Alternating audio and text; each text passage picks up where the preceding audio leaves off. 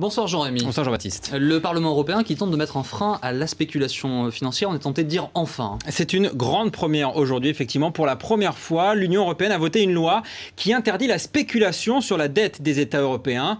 À partir du 1er décembre, il ne sera plus possible d'acheter ce qu'on appelle des CDS à nu sur la dette européenne, des produits financiers qui finalement ont alimenté la volatilité, créé de la crise de la dette en Europe. Ça devrait donc permettre de stabiliser notre système financier et donc nos dettes. Et vous allez décoder, si vous le voulez bien, cette expression de CDS à nu. Alors c'est un mécanisme financier très technique, mais finalement on peut l'expliquer de manière relativement simple. Si je vous prête de l'argent, je peux m'assurer au cas où vous ne me remboursez pas. Jusque-là, tout le monde trouve ça normal. Ce qui n'est pas normal, c'est si je peux m'assurer contre le fait que vous n'allez pas me rembourser alors que je ne vous ai pas prêté d'argent.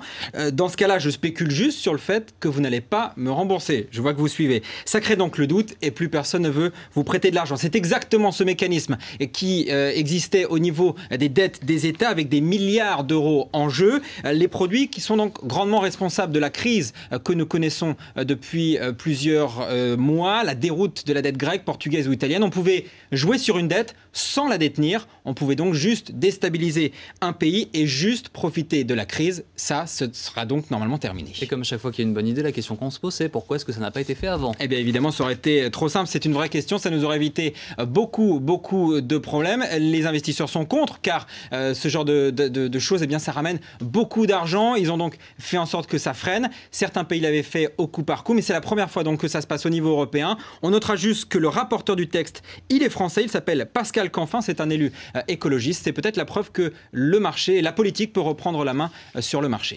L'info, l'écho en plus, ce soir, c'est la fraude sociale. On a beaucoup parlé de la fraude sociale et à travers notamment les arrêts maladie. La réforme des arrêts maladie aujourd'hui annoncée par Nicolas Sarkozy, une réforme largement tournée vers les particuliers. Pourtant, si on regarde le dernier rapport d'un député UMP sur la question de la fraude, on se rend compte que la fraude au prélèvement, donc la fraude des entreprises, elle est 5 fois plus importante que la fraude des prestations, donc la fraude à des particuliers. Ça représente de toute façon beaucoup d'argent. Ça ne veut pas dire qu'il faut ne pas jouer là-dessus, mais en tout cas, on se dit juste que taper sur les salariés avec les arrêts maladie, c'est une lutte politique plus que réellement économique. Merci beaucoup, Jean-Rémy, et à tout à l'heure. Merci.